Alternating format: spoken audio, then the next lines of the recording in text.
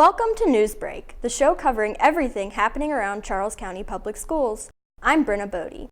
We are going to highlight some unique educational opportunities in this show, one for middle school students and the other for families. Before we get to that, can you answer this question? The fifth of his 9 symphonies begins with arguably the most famous 8 notes in classical music.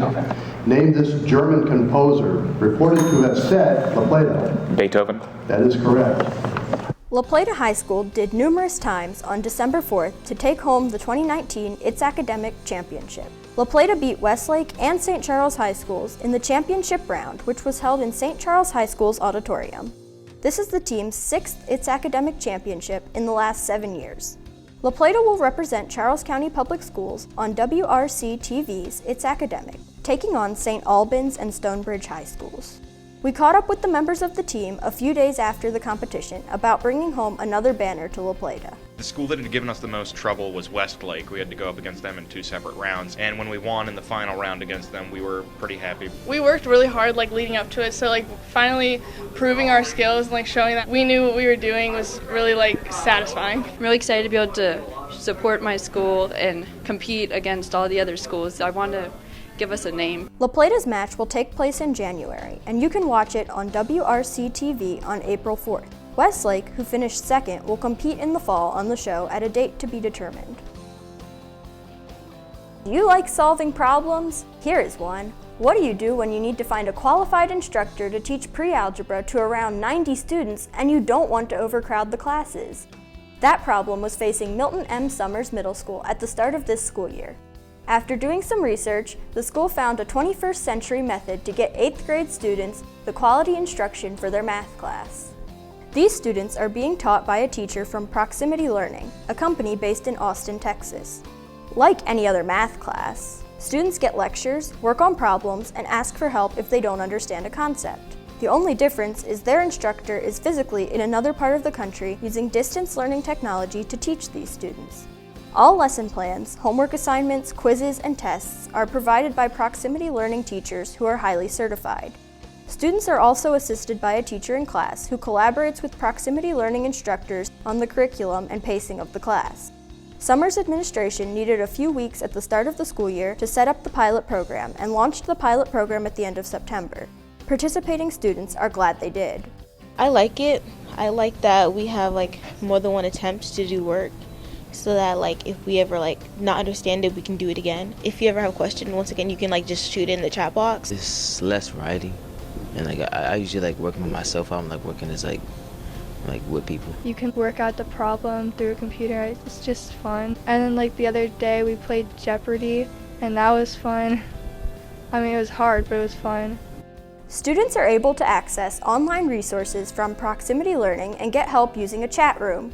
Summers teachers have also created some spin-off programs from Proximity Learning, including a Lunch and Learn where students get extra help on their math from teachers and their peers. The week before Thanksgiving, fun was had by all at Mount Hope Nanjemoy Elementary School.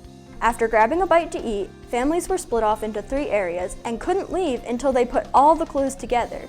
We unravel the mystery at Mount Hope in our latest edition of Schoolhouse Spotlight. What am I trying to do? Welcome to Escape Mount Nanjemoy. Much like visiting an escape room, families were given clues and assignments in each room designed by grade level. There was a corn maze for kindergarten and pre-K students, where they had to build a key and other objects to escape.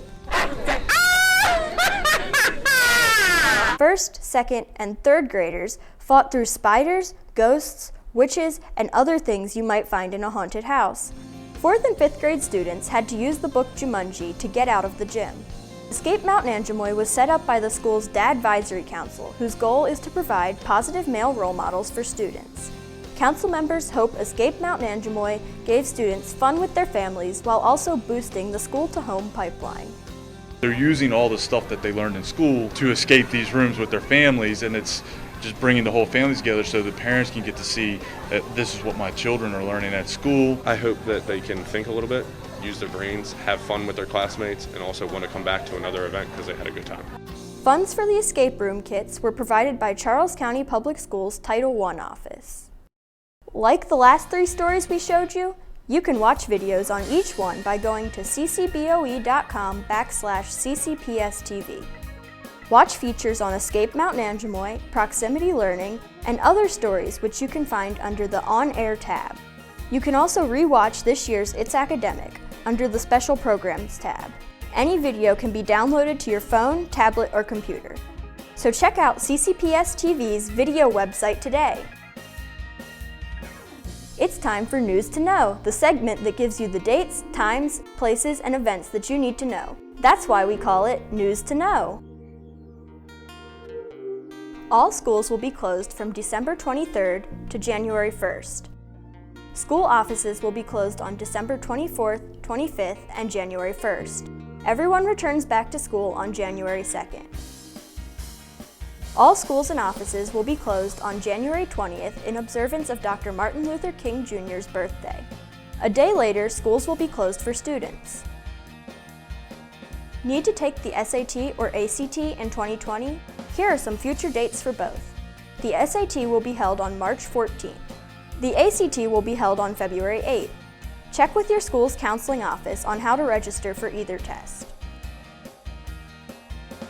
That will do it for this edition of NewsBreak. I'm Brynna Bode. Thank you for watching and have a happy holiday, everyone!